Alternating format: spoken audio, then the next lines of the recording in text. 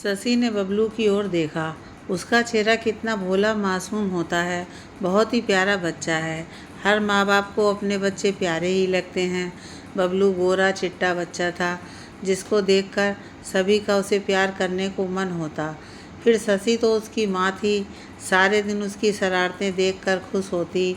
बबलू को पाकर तो उसे ऐसा लगता कि बस अब और कुछ नहीं चाहिए। बबलू से बड़ी 7-8 साल की बेटी नीलू भी कम प्यारी नहीं थी। दोनों बच्चों को जान से भी ज़्यादा चाहने वाली शशि उनके प्रति लापरवाह कैसे हो गई। आज तो मानो हद हो गई।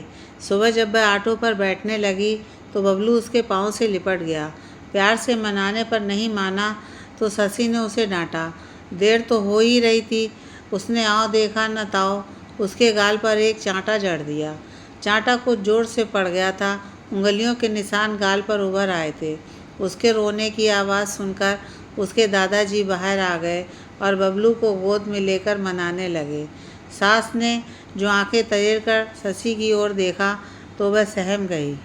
ऑटो में बैठते हुए ससुर जी की आवाज़ सुनाई दी। जब करते नहीं बनता तो क्यों करती है नौकरी? यहाँ क्या खाने के लाले पड़े रहे हैं? स्कूल में उस दिन किसी काम में मन नहीं लगा। इच्छा तो हो रही थी छुट्टी लेकर घर जाए, पर अभी नौकरी लगे 2-2.5 महीने ही हुए थे। प्रधानाध्यापिका पैसे भी कहती रहती थी, भाई नौकरी तो बच्चों वाली को करनी ही नहीं चाहिए। रहेंगी स्कूल में और ध्यान रहेगा पप्पू लल्ली में। यह कहकर वे एक तिरस्कारपूर्ण हंसी हंसती। वे खुद 45 वर्ष की आयु में भी कुंवारी थी। स्कूल का समय समाप्त होते ही शशि ऑटो के लिए ऐसे दौड़ी कि सामने से आती हुई प्रधानाध्यापिका व अन्य 2 अध्यापिकाओं को अभिवादन करना तक भूल गई। ऑटो में आकर बैठने के बाद उसे इस बात का ख्याल आया, दोनों अध्यापिकाओं की प्रधानाध्यापिका के साथ बनती भी अच्छी थी और वे उससे वरिष्ठ भी थी। खैर जो भी हुआ अब क्या हो सकता था। ऑटो वाले से उतावलापन दिखाते हुए कहा, जल्दी चलो। कुछ दूर जाकर ऑटो वाले ने पूछा, साहब क्या करते हैं? बहुत बड़े वकील हैं, शशि ने सगर्व कहा। ऑटो वाले ने मुंह से कुछ नहीं कहा, सिर्फ एक हल्की सी मुस्कान के साथ पीछे मुड़कर उसे देख लिया। उसकी इस मुस्कान से उसे सुबह की घटना फिर याद आ गई। जैसे जैसे घर करीब आता गया शशि का संकोच बढ़ता गया। सास ससुर से कैसे आंख मिलाए? सुबह तो पति अजय घर पर नहीं थे, पर अब अजय को भी मालूम हो गया होगा। बच्चों को वे कितना चाहते हैं, जहाँ तक हो सके वे प्यार से ही उन्हें समझाते हैं। बच्चे भी अपने पिता से बहुत हिले मिले थे। घर के आगे ऑटो रुका। बबलू रोज की तरह दौड़कर नहीं आया। नीलू भी सिर्फ एक बार झांक कर भीतर चली गई। अंदर जाकर उसने धीरे से बबलू को आवाज़ दी। वह दूर से ही बोला, हम नहीं आते हैं, आप मालती हैं, आपसे हमारी कुट्टी हो गई। शशि वैसे ही बिस्तर पर पड़ गई। रोते रोते उसके सिर में दर्द होने लगा। वह चुपचाप वैसे ही आंख बंद किए पड़ी रही। किसी ने बत्ती जलाई, सास ही थी। उसने करीब आकर बोली, चलो बहू, हाथ मुंह धोकर कुछ खा पी लो। सास की हमदर्दी अच्छी भी लगी और साथ ही शर्म भी आई। रात का खाना पीना खत्म हुआ तो सब बिस्तर पर चले गए थे। अजय खाना खाकर दूसरे कमरे में चला गया जरूरी केस देखने। शशि को उनका बाहर जाना भी उस दिन राहत ही दे रहा था। बबलू करवट बदलते हुए नींद में कुछ बड़बड़ाया। शशि ने उसको चादर ओढ़ाई, फिर नीलू की ओर देखा। आज नीलू भी उससे घर आने के बाद ज़्यादा बोली नहीं। और दिनों तो स्कूल की छोटी से छोटी बात बताती, तरह तरह के प्रश्न पूछती रहती, साथ में खाना खाने की जिद करती। फिर सोते समय जब तब एक आध कहानी ना सुन ले उसे नींद ना आती। पर आज शशि को लग रहा था मानो बच्चे पराए उससे दूर हो गए थे। 2.5 साल के बच्चे में अपना पराया की क्या समझ हो सकती है? वह तो माँ को ही सब कुछ समझता है। माँ भी तो उससे बिछुड़ कर कहाँ रहना चाहती है। वह दिन भी कितना बुरा था जब वह पहली बार इंदु से मिली थी। शशि सोचने लगी, कैसी सजी धजी थी इंदु। बात बात पर उसका हंसना शशि को उस दिन वह जीवन से परिपूर्ण, एकदम जीवंत लगी। अजय और मनोज साथ ही पढ़े थे। आजकल मनोज उसी शहर में लाल कॉलेज में लेक्चरर के तरक्की पाकर प्रोफेसर बन गया था। उस दिन रास्ते में जो मुलाकात हुई तो मनोज ने अजय व शशि को अपने घर आने का निमंत्रण दिया। वहाँ जाने पर शशि भौचक्की सी रह गई। ड्राइंग रूम था या कोई म्यूजियम। महंगी क्रॉकरी में नाश्ता आया, अच्छी नई नई डिशेज। शशि तो नाश्ते के दौरान कुछ अधिक न बोली, पर इंदु चहकती रही। शायद भौतिक सुख से परिपूर्ण होने पर आदमी बाचाल हो जाता है। इंदु किसी काम से अंदर चली गई। अजय और मनोज बीते दिनों की यादों में खोए हुए थे। शशि सोचने लगी, उसका पति भी वकालत में इतना तो कमा ही लेता है जिससे आराम से रहा जा सके। खाने पहनने को है, बच्चों को दूध घी की कमी नहीं है, बचत भी ठीक है, सुख शांति से भरा पूरा परिवार है। पर मनोज के यहाँ की रौनक देखकर उसे अपना रहन सहन बड़ा तुच्छ लगा। इंदु की आवाज़ से शशि इतनी बुरी तरह से चौंकी कि अजय और मनोज दोनों उसकी ओर देखने लगे। मनोज ने कहा, शायद भाभी को घर में छोड़े हुए बच्चों की याद आ रही है। भाभी, इतना मोह भी ठीक नहीं। अब देखिए हमारी श्रीमती जी को, ले दे के एक तो लाल है, सो उसको भी छात्रावास में भेज दिया है। मुश्किल से 8-10 साल का है। कहती हैं माँ शुरू से रहेगा तो तहजीब सीख लेगा।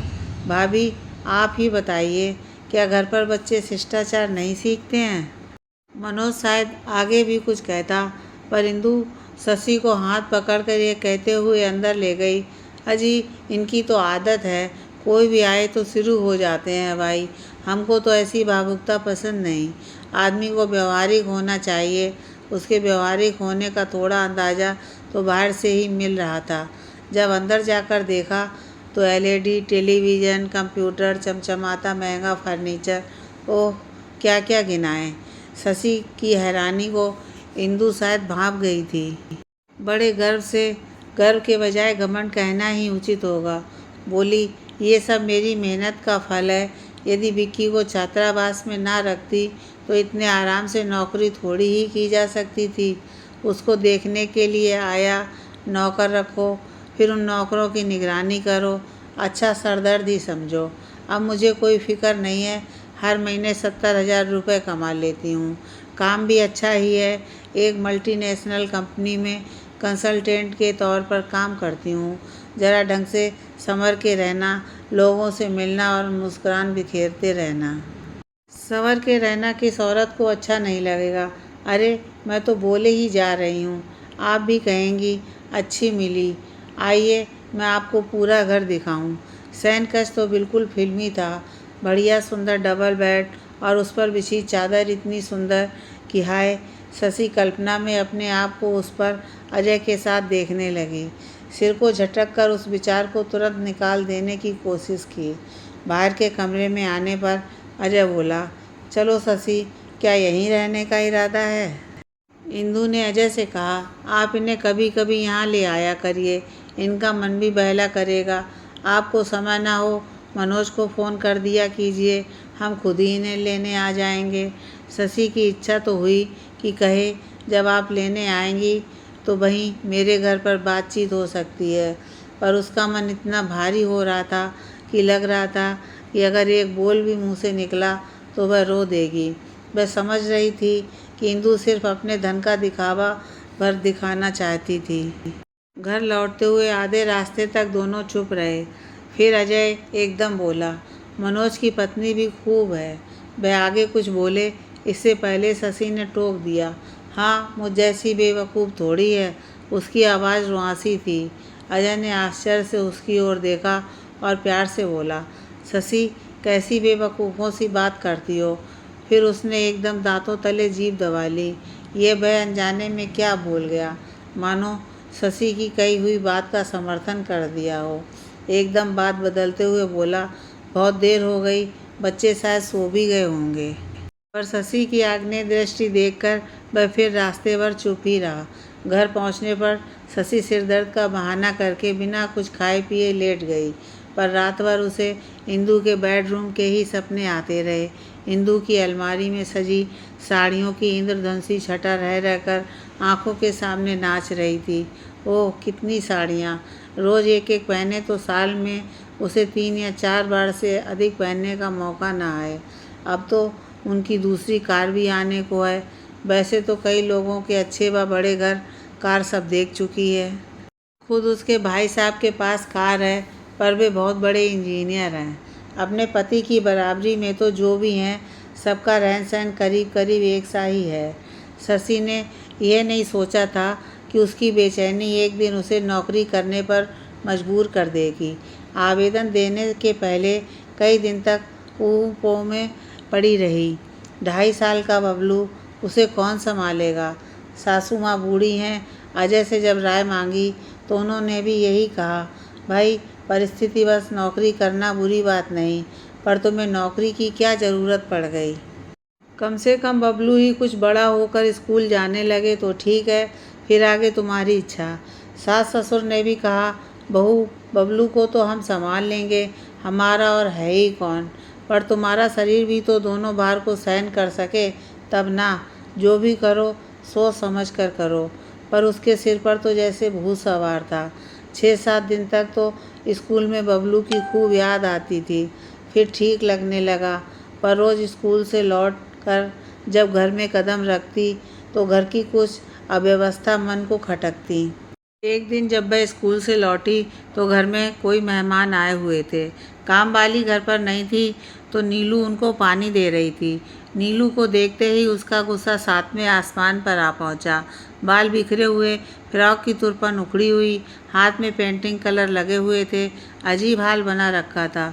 नीलू को बगल से पकड़कर खींचते हुए मैं अंदर ले गई।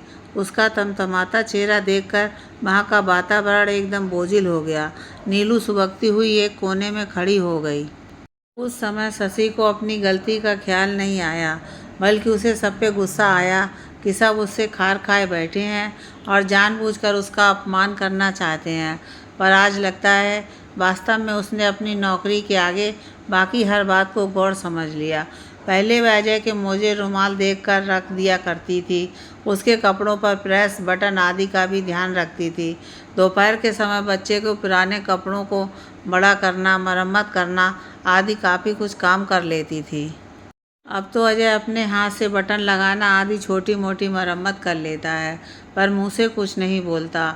बबलू भी इन 2 ही महीनों में कुछ दुबला हो गया है।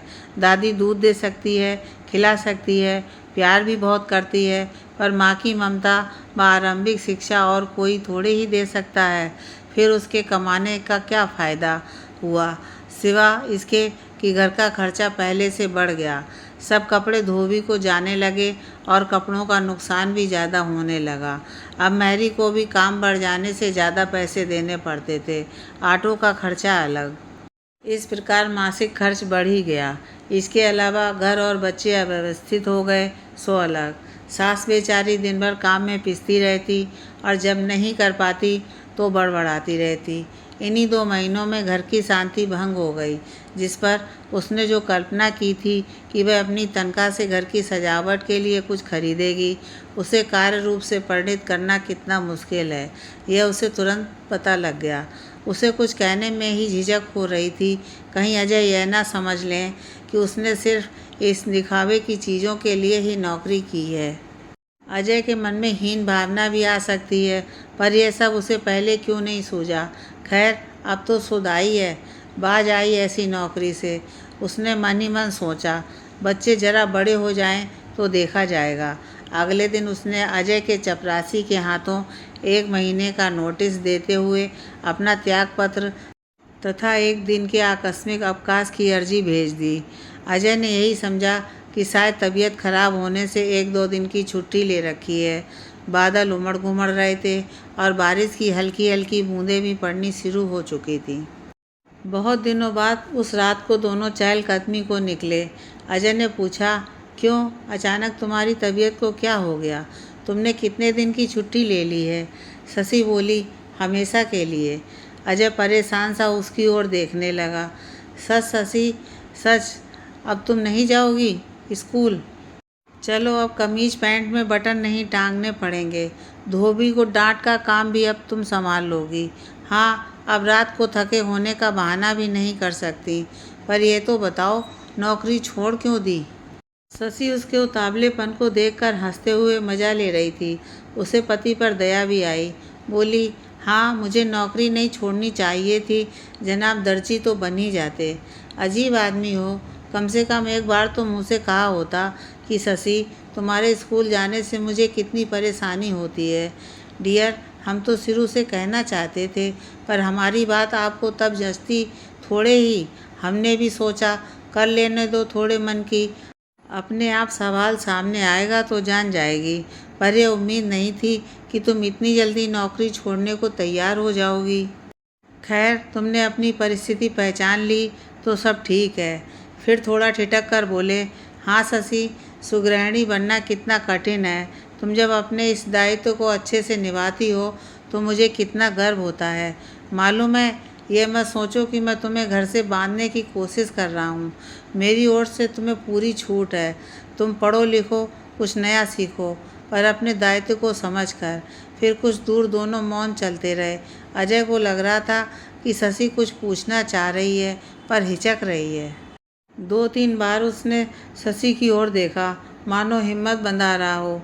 इंदु को देखकर आपको यह नहीं लगता कि वह कितनी लायक औरत है? उसने अपना घर कैसे सजा लिया है, तब आपको मुझ में कमी नहीं लगती? आखिर शशि ने पूछ ही लिया। अजय इतना खुलकर हंसे कि रहा के इक्का दुक्का लोग भी मुड़कर उनकी ओर देखने लगे। आखिर हंसने का ये कैसा और कौन सा मौका है, शशि समझ ना पाई। जब उनकी हंसी रुकी तो बोले, तुमको क्या लगता है कि मनोज बहुत खुश है? वह क्या कह रहा था मालूम है? यार, जवान का स्वाद ही चला गया। मनपसंद चीज़ें खाए अरसा हो गया। श्रीमती जी दफ्तर से आकर पराठे सेक देती हैं। बस इतवार के दिन वे छुट्टी के मूड में रहती हैं। देर से उठना, आराम से नहाना धोना, फिर होटल में खाना, पिक्चर। बस यार, तू बड़ा सुखी है। यहाँ तो हर महीने माँ बाप को रुपए भेजने पर टोका जाता है। आखिर माँ बाप के प्रति फर्ज भी तो है कि नहीं? और सुनो कि उस दिन हमारे बच्चों को देखकर बोला, यार तुम्हारे बच्चे कितने सलीके से रहते हैं। इच्छा तो होती है कि इंदु को बताएं कि देखो, इन बच्चों को शिष्टाचार की कोई सीख कन्वेंट या पब्लिक स्कूल से नहीं, बल्कि माँ बाप के सिखाने से मिली है। मैंने यह सुनकर कैसा अनुभव किया होगा तुम अनुमान लगा सकती हो। यही तुम्हारी जीत थी, और तुम्हारी जीत यानी मेरी जीत। इंदु की आधी तनख्वाह तो अपनी साड़ियों, मेकअप, होटल और सैर सपाटे में हो जाती है।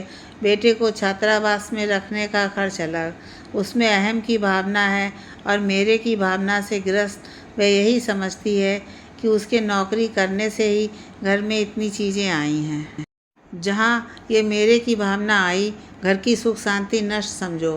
कुछ रुककर अजय बोले, चलो शशि, अब घर चलें, काफ़ी दूर निकल आए हैं। फिर धीरे से बोले, आज के बाद रात को थकान का बहाना ना चलेगा। शशि को गुदगुदी सी हुई और बहुत दिनों बाद उसके मन में बसी बेचैनी दूर जाने लगी।